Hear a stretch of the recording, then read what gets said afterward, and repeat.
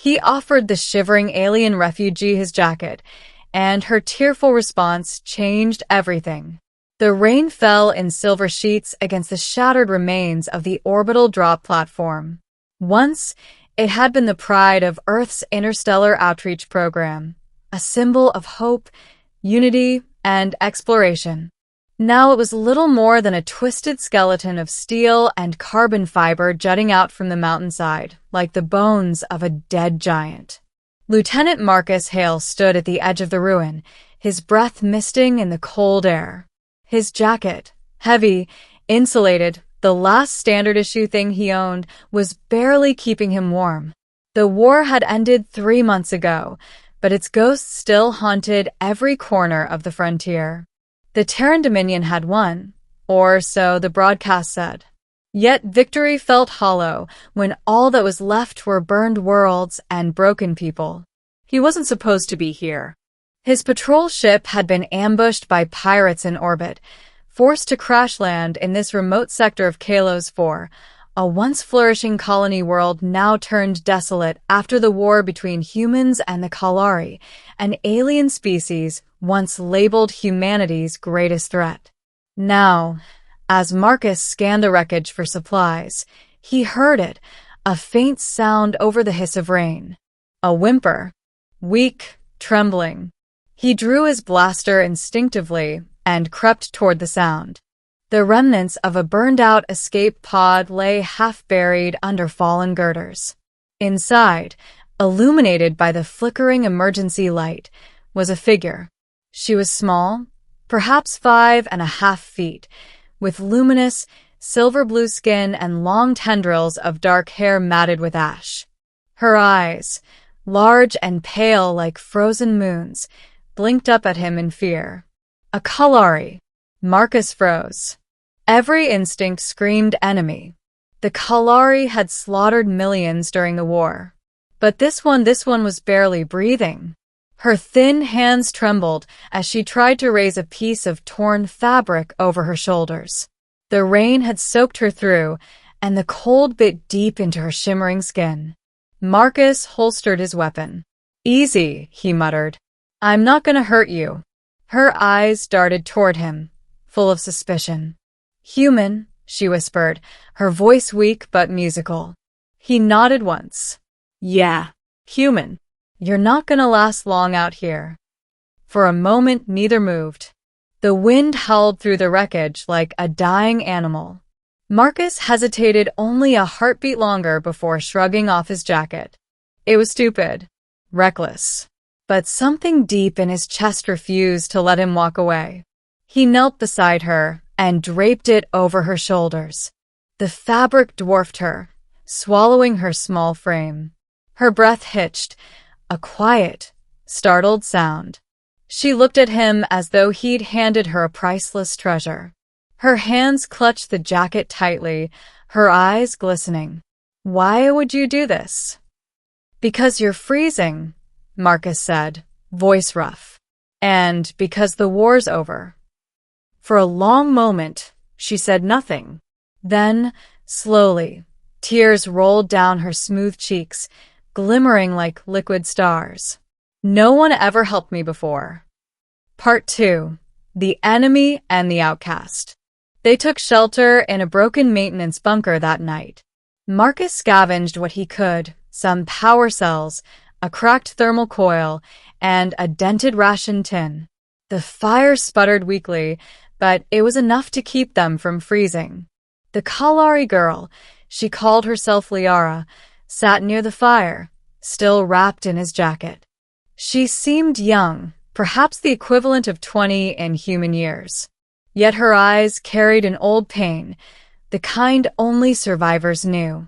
Marcus ate silently, stealing glances at her now and then.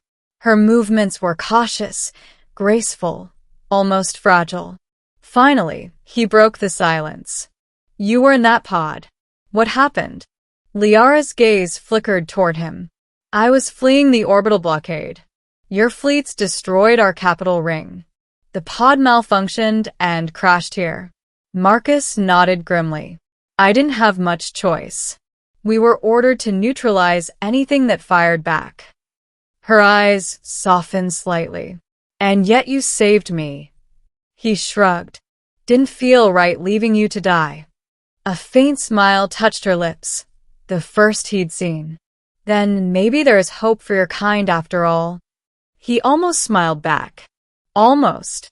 But the guilt sitting heavy in his chest reminded him of every Kalari world reduced to ash.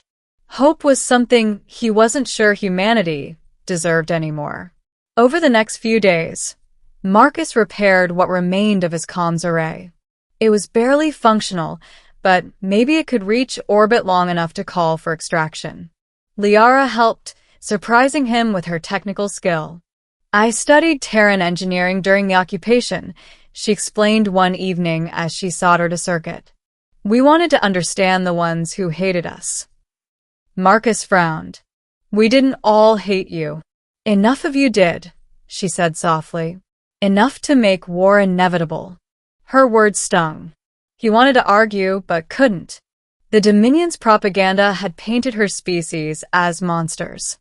He'd believed it once. But watching her gently handle the tools, her fingers trembling from exhaustion, Marcus realized how wrong they'd been. Part 3. The Signal and the Betrayal. By the 7th day, Marcus managed to send a weak distress ping to orbit. Signal's out, he told Liara. If there's anyone listening, they'll pick it up. She didn't look relieved. Instead, her face darkened. Your people will not let me live. They won't hurt you, Marcus said quickly. I'll make sure of it. Liara tilted her head, studying him. You cannot promise that. He wanted to tell her she was wrong, that humanity had changed. But deep down, he wasn't sure. He'd seen what fear did to soldiers, what vengeance did to command. That night, as the rain eased, Liara finally asked, Why did you join the war? Marcus hesitated. Because I lost someone. My brother died in the first Kalari strike on Titan Colony. I wanted to make it mean something. She lowered her gaze. And I lost my sister when your fleet bombed our sanctuary dome. She was only a child.